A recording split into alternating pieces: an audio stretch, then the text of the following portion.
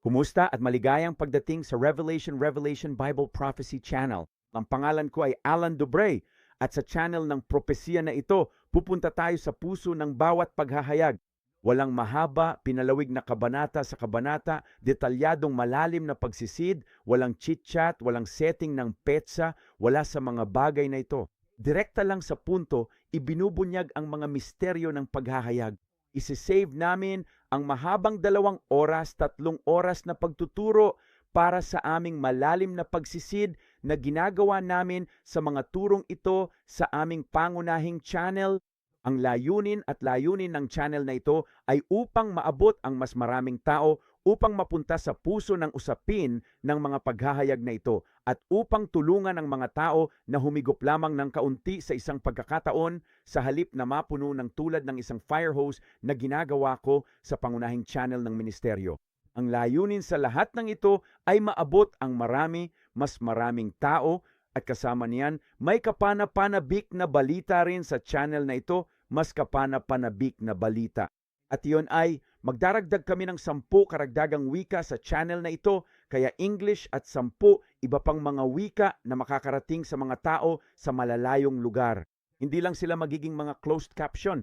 Magkakaroon tayo ng literal na 10 karagdagang channel para sa bawat pagtuturo at bawat video na ginagawa natin sa ministeryong ito, at bawat isa ay ililista sa kahon ng paglalarawan ng bawat solong video upang gawing madaling ibahagi at maipadala sa mga tao saan man sila naroroon sa buong mundo. Kaya kami ay labis na nasasabik tungkol dito, at umaasa na kayo ay ganoon din. Bigyan kita ng isang sulyap sa kung anong uri ng lalim ng paghahayag ang ating papasukin. Nagtanong ka na ba o nagtaka kung bakit may mga pagkakaiba sa Synoptic Gospel? Like kung nagbabasa ka ng story sa Matthew, Mark, and Luke, and it is supposed to be the same story, but there's different wording, and sometimes the location and context is actually quite different. Bueno, sinabi sa atin sa paglipas ng mga siglo na ito ay may kinalaman sa mga kontradiksyon ng ilan. Sasabihin sa atin ng iba na may kinalaman lang ito sa pananaw. Bueno, ipinapakita natin dito sa nakalipas na 8 taon mula nang magsimula ang ministeryo na ang mas malalim na sagot sa lahat ng pagkakaibang ito ay hula. Bigyan kita ng isang halimbawa. Sa Ebanghelyo ni Lucas, nang si Jesus ay malapit ng dalhin sa krus, sila ay nagbihis, sabi nito, sa isang napakarilag na damit. Sa Strong's Concordance, ang damit, ang salita para sa napakarilag ay nangangahulugang puti, nagliliwanag at maganda.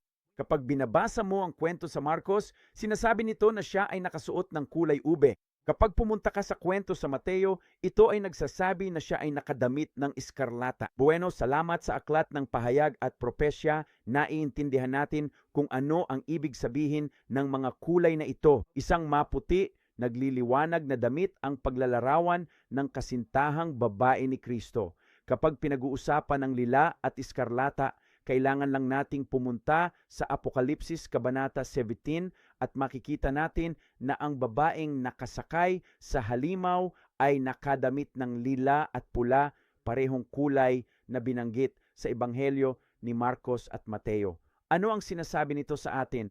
Ito ay isang maliit na halimbawa mula sa 12 dosenang at 12 dosenang na ipinahayag namin sa paglipas ng mga taon dito, ay upang ipakita sa iyo na may iba pang nangyayari, na ang isang bagay kay Lucas ay konektado sa nobya ni Kristo, habang ang Ebanghelyo ni Marcos at ni Mateo ipagpaumanhin mo, may kaugnayan ito sa isang bagay na may kaugnayan sa isang bagay na may kaugnayan sa katapusan ng mga araw. Alam mo, ang isa pang bagay na mayroon tayo ay lahat tayo ay sinabihan na ang paghahayag, ang katapusan ng mga araw ng kapighatian ay 7 taon ang haba, ngunit lahat tayo ay sinabihan ito dahil sa pananaw ng lahat na nagtuturo sa atin mula sa Ebanghelyo ni Mateo. Ngunit sa maliit na halimbawang ito na ipinakita ko, makikita mo na may isang bagay sa Lucas, isa sa Marcos at isa sa Mateo na hindi natin dapat kunin mula sa Marcos para punan ang kwento sa Mateo.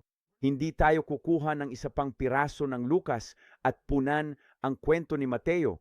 ngunit sila mismo ay nagsasabi ng kanilang sariling makahulang kwento.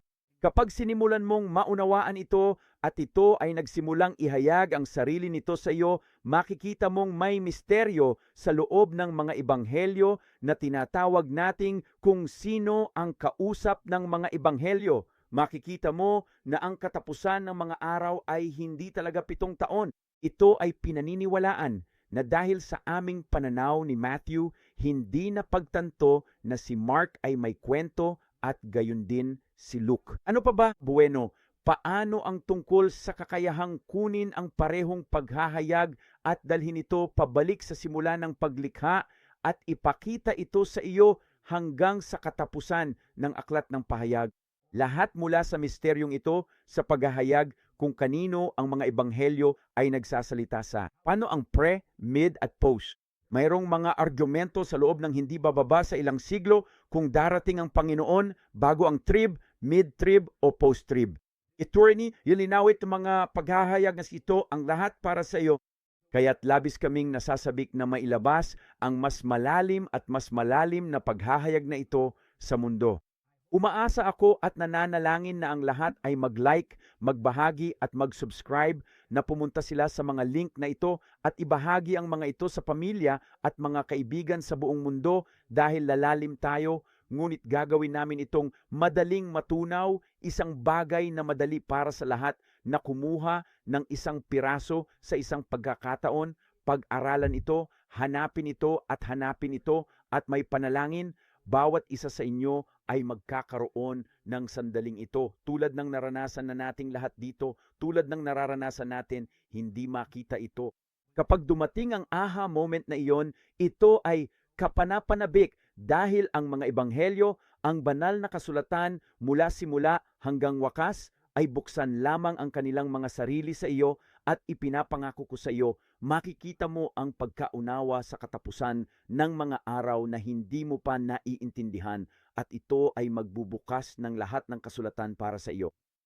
Kaya ako ay nasasabik, ang ministeryo ay nasasabik at kami ay umaasa na makarinig mula sa iyo.